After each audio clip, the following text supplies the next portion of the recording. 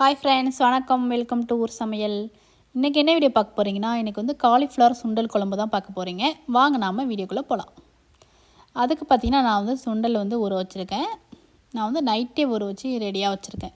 நான் அந்த கருப்பு சுண்டலையும் அந்த வெள்ளை கலர் சுண்டலையும் ஊற வச்சு ரெடியாக வச்சுருக்கேன். மிக்ஸ் பண்ணி நான் நல்லா கழுவி க்ளீன் பண்ணி ஊற வச்சுருந்தேன். அதே தண்ணியை ஊற்றி வேக வச்சுக்க போகிறேன். குக்கரில் சேர்த்துருக்கேன்.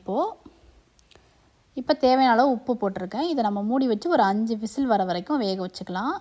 அடுத்தா பார்த்திங்கன்னா, குழம்பு சேர்த்துக்கு பார்த்திங்கன்னா, அடுப்பில் ஒரு பாத்திரம் வச்சுருக்கேன். ஒரு 4 ஸ்பூன் போல் எண்ணெய் ஊற்றிருக்கேன். 1 ஸ்பூன் அளவுக்கு சோம்பு போட்டிருக்கேன் தாளிக்கிறதுக்கு. அப்புறம் பட்டை, கல்பாசி இதெல்லாம் போட்டிருக்கேன். நல்லா செவந்தோன்னு பார்த்திங்கன்னா, ஒரு வெங்காயம் பொடியாக கட் பண்ண வெங்காயம் சேர்த்துக்கலாம்.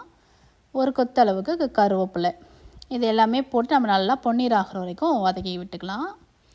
இந்த குழம்பு பார்த்திங்கன்னா நல்லா மட்டன் குழம்பு டேஸ்ட்டுக்கு இருக்கும். ரொம்ப சூப்பராக இருக்கும். இப்போ பார்த்திங்கன்னா நல்லா வதங்கிடுச்சு வெங்காயம். இந்த நேரத்தில் 1 ஸ்பூன் அளவுக்கு இஞ்சி பூண்டு பேஸ்ட்டு அதையும் சேர்த்துட்டு அதோட பச்சை வாசம் போகிற வரைக்கும் நம்ம நல்லா வதக்கி விட்டுக்கலாம். அடுத்தா பார்த்திங்கன்னா ஒரு தக்காளி கட் பண்ணி வச்சுருந்தேன், அதையும் போட்டிருக்கேன். கூடவே பார்த்திங்கன்னா தேவையான அளவு உப்பும் போட்டுக்கலாம். உப்பும் போட்டுட்டு நம்ம நல்லா வதக்கிக்கலாம்.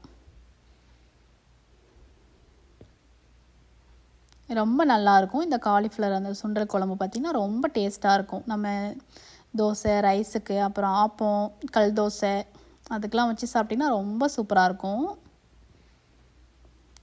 இப்போ பார்த்திங்கன்னா நல்லா வதங்கிடுச்சு வெங்காயம், தக்காளி. இந்த நேரத்தில் சுண்டலும் பார்த்திங்கன்னா வெந்து ரெடி ஆகிடுச்சு. நான் அதை இப்போ சேர்த்துக்க போகிறேன். நான் வந்து அந்த தண்ணியோடையே சேர்த்துக்கிறேன். அந்த தண்ணியை வேஸ்ட் பண்ணாமல். ஏன்னா அந்த தண்ணியில் தான் அவ்வளோ சத்து இருக்குது. கூடவே இன்னும் கொஞ்சமாக கூட நான் தண்ணி ஊற்றிக்கிறேன். அரிசி கழுவின தண்ணி பார்த்திங்கன்னா ரெடியாக எடுத்து வச்சுருந்தேன்.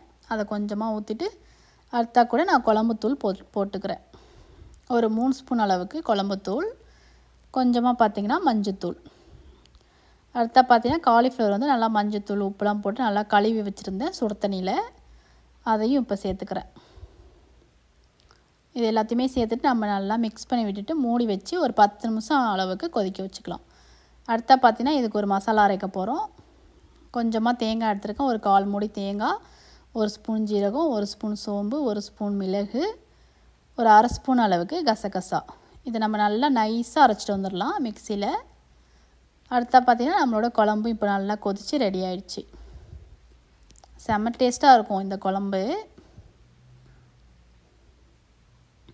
இப்போ நல்லா மிக்ஸ் பண்ணி விட்டுட்டு அடுத்தா பார்த்திங்கன்னா நம்ம அரைச்சி வச்சுருந்த தேங்காய் பேஸ்ட்டை சேர்த்துக்கலாம். தேங்காய் பேஸ்ட்டை சேர்த்துட்டு ஒரு 5 நிமிஷம் போல் கொதிக்க வச்சுக்கலாம். ஓப்பன் பண்ணி வச்சு நீங்கள் உருளைக்கிழங்கு அதெல்லாம் கூட போட்டுக்கலாம், நல்லாயிருக்கும். பீன்ஸு, உருளைக்கிழங்கு, கேரட்டு அந்த மாதிரி எது போட்டாலும் சூப்பராக இருக்கும்.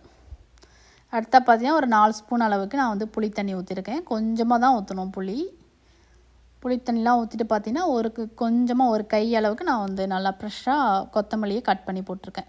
அவ்வளோதான், நம்மளோட குழம்பு சூப்பராக ரெடி ஆகிடுச்சு. செம்ம டேஸ்ட்டாக இருக்கும். அதில் நமக்கு வந்து மட்டன் குழம்பு சாப்பிட்ற ஃபீல் கண்டிப்பாக கிடைக்கும். கண்டிப்பாக நீங்களும் ட்ரை பண்ணி பார்த்துட்டு உங்களோட கமெண்ட்ஸை எனக்கு தெரியப்படுத்துங்க. மறக்காமல் இந்த வீடியோ பிடிச்சினா லைக் பண்ணுங்கள், ஷேர் பண்ணுங்கள், சப்ஸ்கிரைப் பண்ணுங்கள். பக்கத்தில் உள்ள பெல் பட்டனையும் கிளிக் பண்ணி வச்சுக்கோங்க. அப்போ தான் நாங்கள் போகிற வீடியோ நீங்கள் மிஸ் பண்ணாமல் பார்க்கலாம். நன்றி, வணக்கம்.